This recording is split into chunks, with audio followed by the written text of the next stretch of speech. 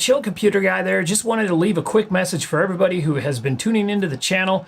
I just hit 1,800 subscribers, so I want to thank everybody for subscribing to the channel. Been super busy with the day job, 50 plus hours a week, so I haven't had a lot of time to make tutorials, but it's one of those things I really enjoy doing. So what I went ahead and did is I went ahead and finished an old tutorial that was sitting in Premiere Pro, ready to be, I was cutting it up and I just kind of like lost motivation or something.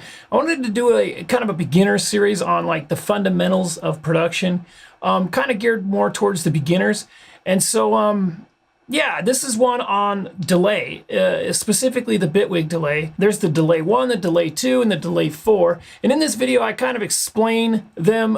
It's a little bit longer than I tried. What I should have done is done delay 1, delay 2, and delay 4 as like a a 3-part series. But instead, I just kind of like started cutting it up and it got kind of long. And I'm like, I abandoned the project, basically, is what I'm getting at. But what I wanted to do is I wanted to present some of that old stuff because as far as new stuff, I haven't had a lot of time to really sit down, and my studio is all kind of torn apart right now. I don't have so I haven't had a lot of chances to produce new tutorials, but I have a lot of tutorials I've already recorded with screencasting and whatnot, but they're ready to be cut up.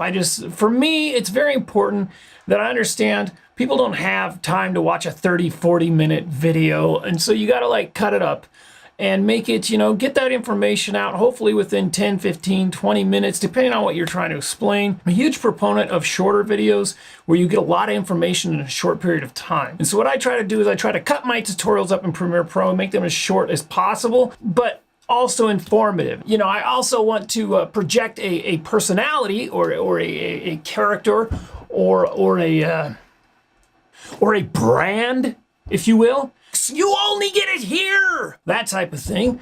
So like I say, we're gonna play this old tutorial. I was cutting it up in Premiere Pro and it got a little out of hand. I'm like, this thing's 20 minutes long already. I'm like, I still have the, I should have made 3 separate parts, but instead, I just went ahead and just left it. I don't know how long it is, but it has to do with the delay 1, the delay 2, and the delay 4 here in Bitwig Studio because delay is something that's very important to understand. It's a fundamental thing. It's more geared towards maybe the beginner, but if you've been a fan or watched this channel, you know that these tutorials, they're not for beginners, they're not for experts, they're for everybody. And so this has to do with the fundamentals. So if you're watching this, you're like, yeah, feedback, delay, hello? What are you, a fucking idiot? I think it's very important to cover the fundamentals. And delay is definitely a fundamental. You're gonna put this on your top line melody. You're gonna put this on, you can take a single note and create a hook out of it with a delay if you do it properly. So please enjoy this video. Like I say, it's a little bit long. I think I don't know, I can't remember if it's a half an hour. I don't know, it's long for me. I mean, for me, is anything over like 12 to 15 minutes. I try to make everything within 15 minutes unless I'm doing like a real quick, what I call the quick tip, which is a playlist that I definitely want to do more playlists for the quick tip, the 1-minute quick tip. I'm also gonna look over and do some Photoshop and some Premiere Pro tutorials as well. Here's the thing, I've cut up a couple Photoshop tutorials, I've cut up a couple Premiere Pro tutorials, and I put them up, even some After Effects tutorials, I put them up and they get like 10 views. There's just, that market to me seems kind of flooded, so I tend not to make those type of videos. But Bitwig Studio, I'm still a huge fanboy of the Bitwig Studio. I think it's exactly where it needs to be given the price point. There are definitely things I want to see, and I'm actually going to do a video, so be sure to subscribe to the channel. I'm going to do a video where I do the top 5 things I need to see. I compare Ableton to Bitwig Studio as far as just the sound that comes out of it. And that tutorial was so eye-opening, I just didn't want to finish cutting it up. I didn't even want to put it up because I felt like I was really kind of throwing, well, that term everybody uses, throwing Bitwig under the bus, So I never finished that tutorial. But I'm probably gonna, eventually get it up on the channel, so be sure to subscribe so you don't miss out on that. So we're gonna basically talk about Bitwig Studio on this channel. Propellerhead Reason, like I said, I've kind of left that platform for now. But also Photoshop, Premiere Pro, those are 2 other programs I find myself using constantly. Not so much After Effects and InDesign, I've kind of put those on the back burner. I've actually been looking into mastering in Adobe Audition, and that's actually a really powerful thing, and I might do a video on that as well.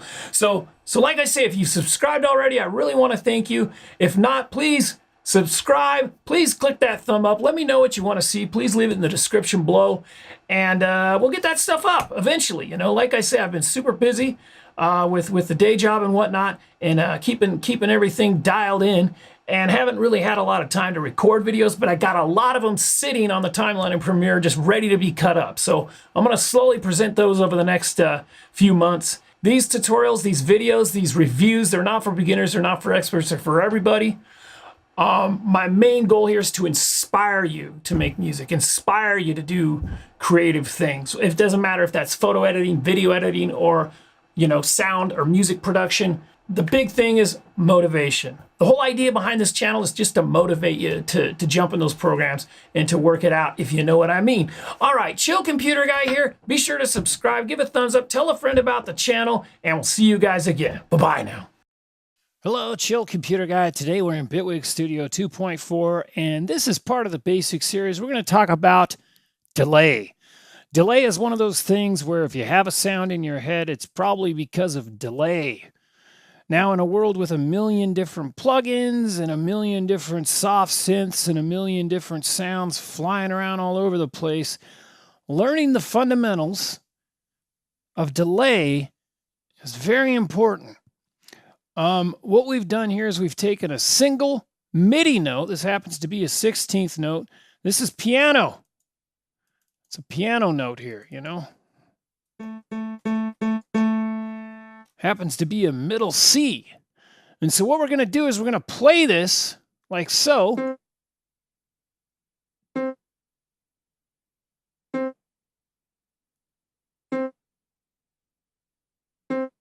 We're going to play that over and over, and then we're going to adjust some parameters on the delay. Now, Bitwig Studio has a couple of different delays. They actually have 3 different delays. They have the delay 1, which is right here, and this is the most basic fundamental delay. It's a mono delay, and this is something that once you learn this, everything else will make sense. Then we have the delay 2, which is actually a stereo delay, and this is a funky, great delay.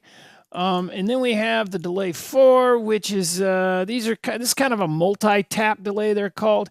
And this is kind of a, well, this is a little nuts, this delay here. This is kind of a, you know, kind of a throw shit at the wall and see what sticks kind of a delay. I mean, I can make sense of this, but the result you get from it is, well, it's, I don't know. I don't use delay 4 very much, but it's actually quite powerful in sound design. If you, for like a pluck or something, if you want to take a pluck, use this delay 4, start turning knobs, start messing around with it, and you might get something that just kind of has a little bit of a sizzle to it. But basically, we'll explain delay 4 a little bit, but mostly we're going to focus on delay 1 and delay 2 in this particular tutorial. Let's go ahead and turn this delay on, and we'll explain kind of what's going on here. First off, there's 2 different ways to run this delay. You can run it time-based. The minimum is 10 milliseconds, and then it goes all the way up to 5 seconds. So 5 seconds is quite a long delay.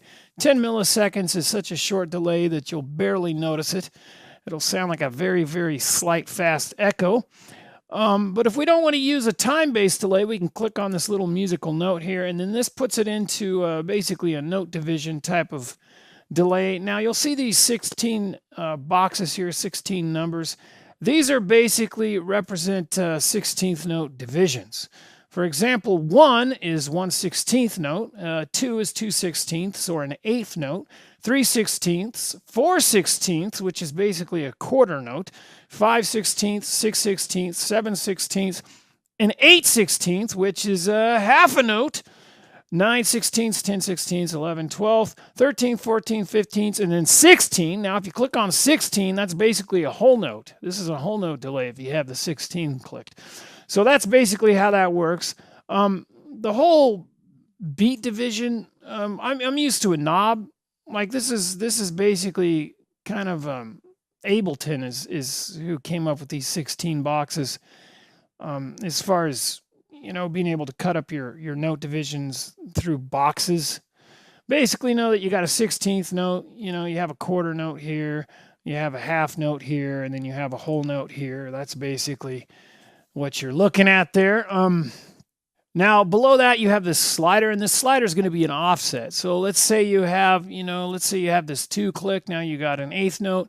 You can slightly offset it, make it a little bit earlier or a little bit later than the eighth note here. And you can see if we turn off the beat division and then have a specific a time, that's grayed out because we can't really offset that. That only works with the beat divisions. But if you want a real specific delay time, I suggest turning off this and just dialing it in through your milliseconds here. And then down below there we have a cut. If we want the delay to only affect the high end, we can use our low cut filter here. And then, for example, this will only affect, frequencies above 800 hertz. So everything below, 800 hertz in this case will not get any delay. This is actually very useful because sometimes if you're using this with a full frequency type instrument, maybe you don't want the low end of that instrument delay because it's going to create a little rumble, maybe a little low end mud, if you will. And then you can also cut the high end out. If you don't want the very high end to have the delay, you can cut that down, okay? And that goes from 20 kilohertz all the way down to 155 hertz on the high end. The low end goes from 19 hertz all the way up to 2.6 kilohertz. So you do have a high and low cut filter, and that's a way of cutting the low end or cutting the high end out of the delay circuit. If you don't want the delay to affect the low end or the high end, that's how you do it. Is you use these this high and low cut down here. Now to the right of that is the mix knob. Now the mix knob on a delay is very important to understand because if you have this actually turned up to 100%, you're only going to hear the delay. You're not going to hear the original signal. And that's something that a lot of people might overlook. So if you double click this, the default is 50%. So I suggest leaving that at 50%. Now the feedback, this is probably one of the more important knobs here in the delay circuit. This is basically going to repeat the delay. And it's going to repeat the delay at a lower volume each time. I'll show you this once we start playing the key. And then if we turn this up all the way, it's going to basically delay infinitely. Now this can be kind of dangerous because if you have multiple notes, you're going to end up with kind of you're going to end up with an eruption of sound. So god dang, turn your tweeters down. You're going to blow out the speaker. Okay, we're going to leave that on 0 for the example. So we're going to go ahead and play this loop. We're going to turn the delay off, and then we're going to turn the delay on. We're going to start with a 16th note delay, and we're going to slowly go through these beat divisions, and then we're going to mess with the feedback knob. So check it out.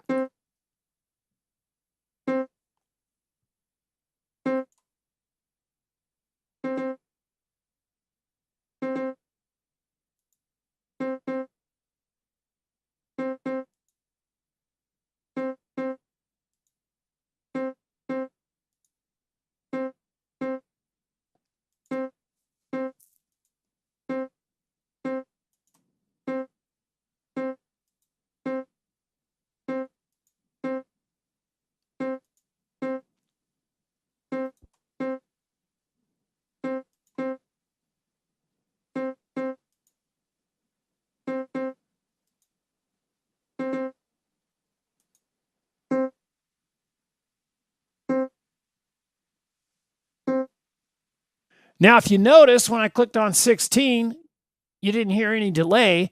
And as I clicked on 15 and 14 and 13, all of a sudden you heard a closer delay. Well, that's actually a delay that's happening behind the note. And so if you go and we look at this full screen, you can see that this is 1 bar long. We have this loop at 1 bar long. So if we click on the 16 down here, the delayed signal's hitting at the exact same time as the actual note because we're at exactly a 1 bar loop. So, if I were to shorten this loop, let's say, and then put this on 16, you would be able to hear that delay.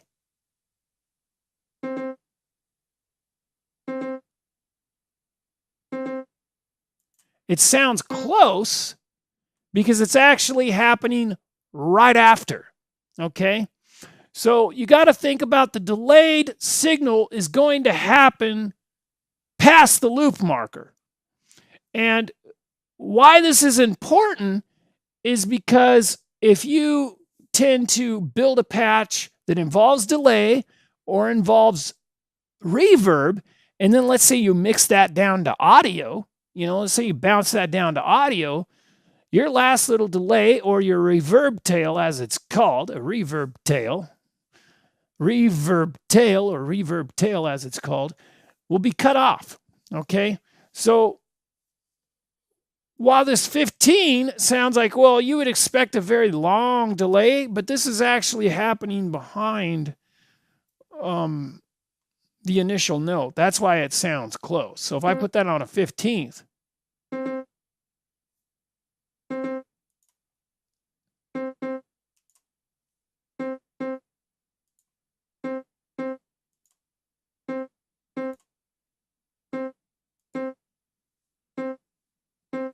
so if you think about this conceptually, the longest possible delay time I can have on a 1-bar loop is going to be an 8.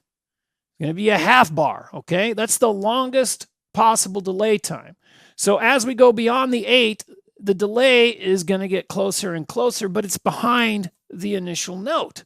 So something very important to understand about delay. It's kind of a little bit of an abstraction, but do know that these boxes represent note divisions: a 16th note, quarter note, half note, whole note, and then everything else is fractions of a 16th note.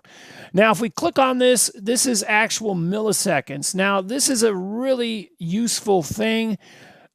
If you look up like vocal delay or certain instrument, everything's going to have a specific kind of delay. Like for me, I like a 60 millisecond vocal delay. That's one of my favorites, is like a 60-second vocal delay. Let's go ahead and we'll play this loop, and I'm going to make some millisecond adjustments. Listen to that thing squeal.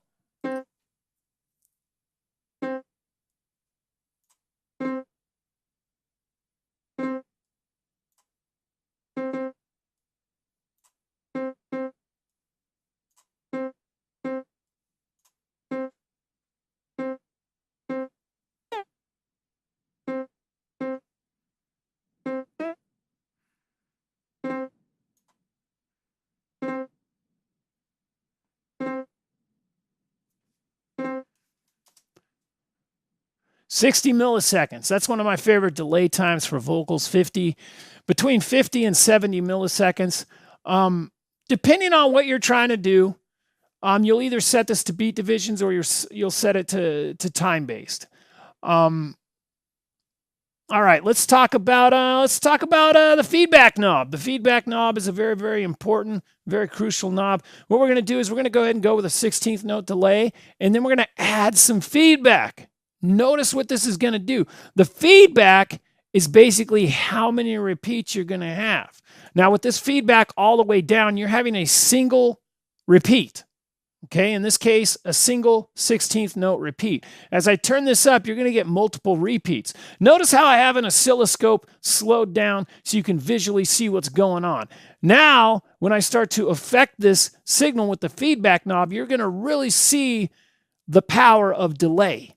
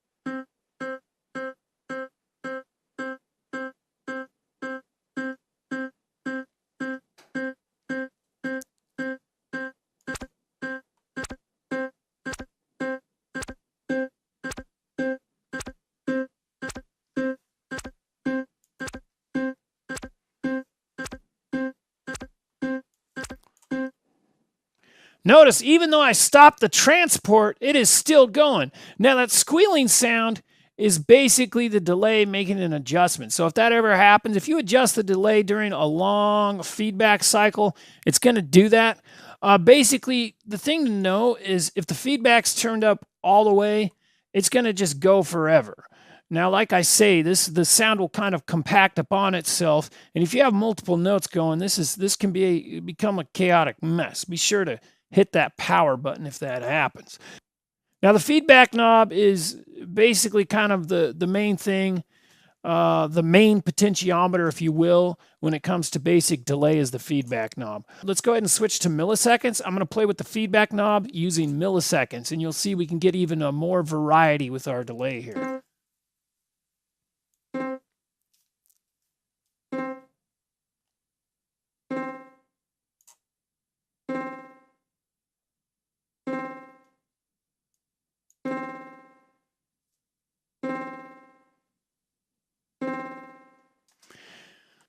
Now, something you'll find through trial and error is when you use the time-based delay, you'll find certain time values with the feedback are going to give you classic delay. This, for example, is kind of what's called a spring reverb. It's a springy, because it sounds like a spring. 60 milliseconds with this much feedback is going to give you kind of a spring reverb effect. You know, now we're using the C3 on the piano, but if you were to put a vocal line or some kind of a top line, like a melody through here, let's put a second note in here. In fact, let's go ahead and put a couple more notes. Yeah, let's put a quick little melody in here. There we go. Look at that. Oh my God.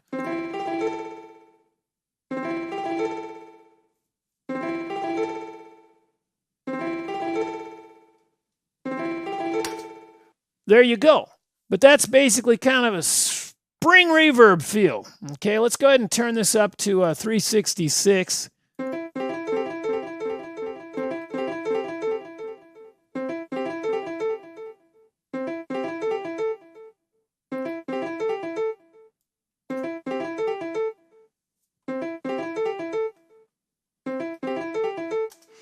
So you can see by using delay, once you start to, do maybe your top line melody, maybe your plucks, maybe your, whatever.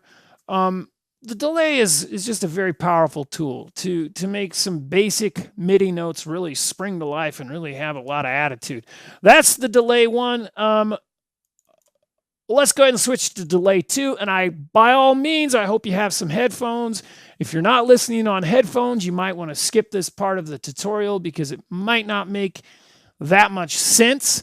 But the delay 2 is a stereo delay. So now we're talking craziness here.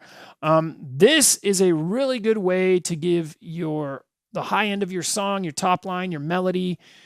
This is a way to really give it a lot of movement, because when you start to use the delay 2, you're talking a delay that has been split into the right and left. Okay. And when you start doing delay, a stereo delay, I mean, the sky's the limit as far as what you can really do, as far as giving your notes some character. Now, first off, let me explain. It's basically like the mono delay. It can be either time-based or it can be note divisions, just like the mono delay. Everything else is pretty much the same. Each individual channel is going to have a feedback knob, but it's also going to have a crossfeed. Now, the crossfeed is basically like a feedback knob that goes into the other channel. So if you think about this, the left side, the left delay, you can have some of that signal feeding into the right delay, and then vice versa. Now, you can set these to left, mono, or right. So you can set these to 2 mono delays, which is interesting. It's kind of like having 2 mono delays side by side. It's kind of similar to the delay 4 maybe. So you do have that option through the drop down if you want to set it to mono or flip it around. But for now, we're going to keep it with a left channel and a right channel. Both have individual feedbacks. And then we have a crossfeed, which will feed into, this is the left channel. This will feed it into the right channel.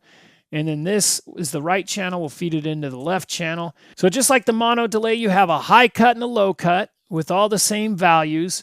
You have a detune, so you can detune the right and left channels. This is going to give you kind of a wider effect. Not only that, but you can also select a vibrato rate. When you detune, that's going to give you normally a vibrato. Basically, think of it as kind of a thing that's swimming around from ear to ear.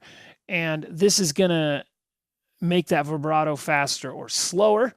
And then you also have a width control. With most stereo effects, you're going to have a width control, which will give it a wider effect. Again, you're not going to be able to hear any of this unless you're using headphones or you have a good stereo system. And this is, this is basically a stereo delay. It's called the Delay 2, but it is a stereo delay. And then again, the mix knob, like I say, use 50%. If you use this at 100%, you're not going to hear the original signal, which kind of defeats the purpose. All right, let's go ahead and play this single note. And we have this on 16th notes. So we have the right and left channels both on 16th notes. And then we're going to mess with this crossfeed parameter. And you'll kind of see, again, I hope you're wearing headphones so you can hear this.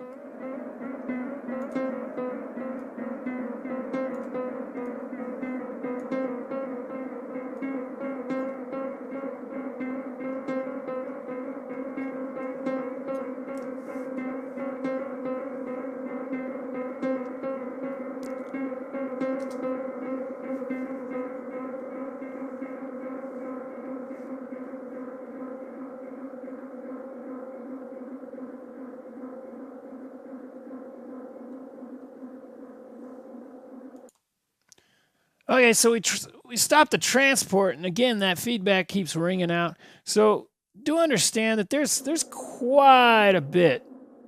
Oh, it's still going.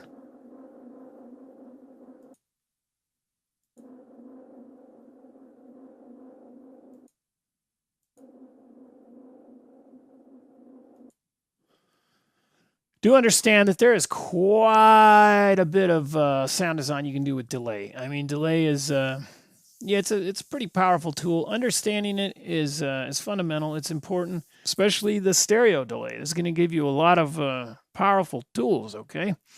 Now, next up is the delay 4, and this delay is just kind of over the top. It's a little nuts. Just know that if you turn this up, you're sending a signal into this delay line.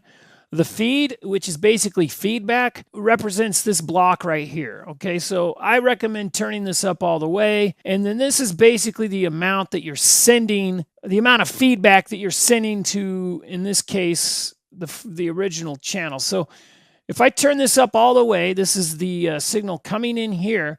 Now, if I turn this up all the way, I'm sending that signal to the second delay, okay? And then I can send it to the third delay. Now I'm sending it to the third delay.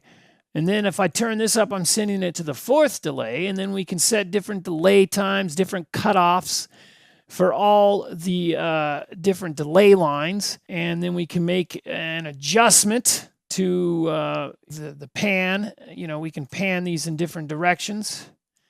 And then we can make adjustments to, you know, the level. So we can have them different volumes and whatnot.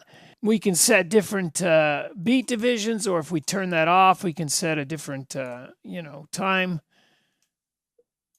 for each delay line. I'll go ahead and kind of set this up and see what we got. Let's go ahead and play through this. And then this is the initial send amount to each delay line. Let's go ahead and play this.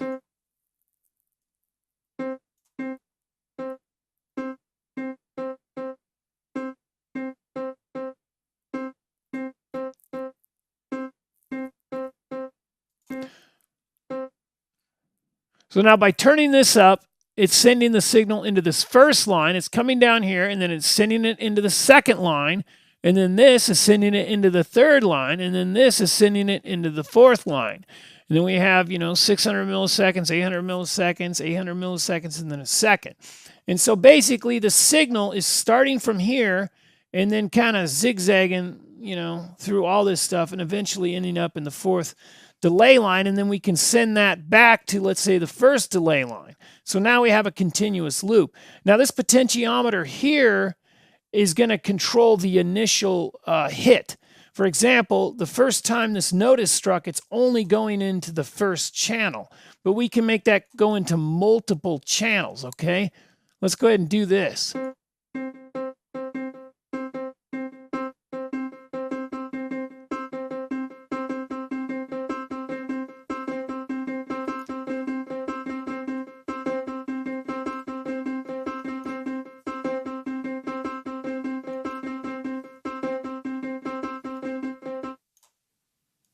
Again, we stopped the transport a long time ago, but the feedback amount, it's still going through the chain here. Something with delay lines is even though you stop the transport, it's going to keep going. The best way to stop it is to just turn the feedback amount down. Now, each delay line also has a feedback effect slot.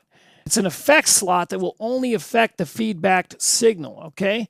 So for example, let's go ahead and put, let's put like a comb filter or something in here. Let's say a comb filter. And then I'm going to put this in an extreme kind of level here. And so now you can hear this is only going to affect the feedbacked signal.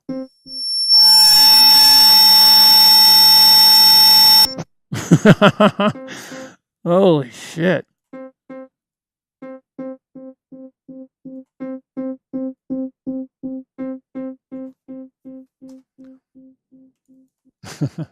Unfortunately, the stereo delay has only one effect slot for both delays. It would be pretty nice if you had an effect slot for each individual channel. That would be pretty powerful. You can see the delay 4 has a slot for each individual delay line, which is pretty cool. And I mean, you can set this up like a stereo delay. If you go, you know, pan these, you know, just use the first 2 channels and pan extreme right and extreme left. You can do it that way. But unfortunately, the stereo delay only has one effect slot for both channels. But again, you can set up, you know, you can, the way Bitwig Studio is set up, you can pretty much build anything you need to build. You can just use 2 of these delay lines and pan them hard right and hard left. But the feedback effect slot is pretty powerful. Let's go ahead and throw something in there. Let's throw like a comb filter or something in here. And then I'm going to go ahead and play this note, and you can see that as I turn up the feedback amount, you can see that the comb filter is only going to affect the signal that is being fed back into the unit. So pretty cool. Let's go ahead and play this, and we'll show you that.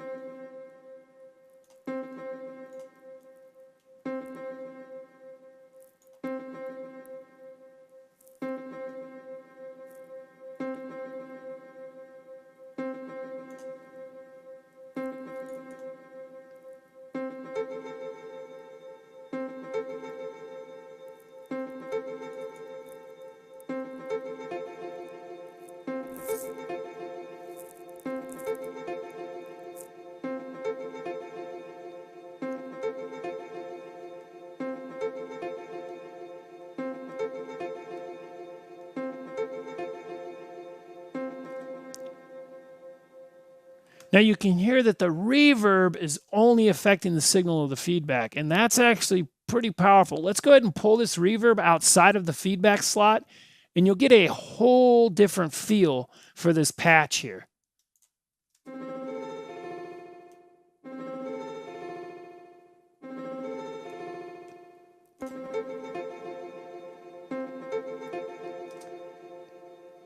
So the great thing about that is you get the hardness of the initial note, but you get the reverb of the signal being fed back in.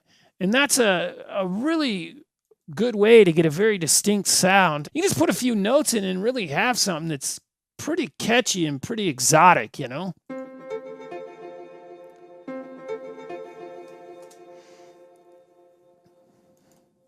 So I hope you learned something about the basics of delay. Subscribe, give a thumbs up, comment down below, tell a friend about the channel, and we'll see you guys again. Thank you now. Bye-bye.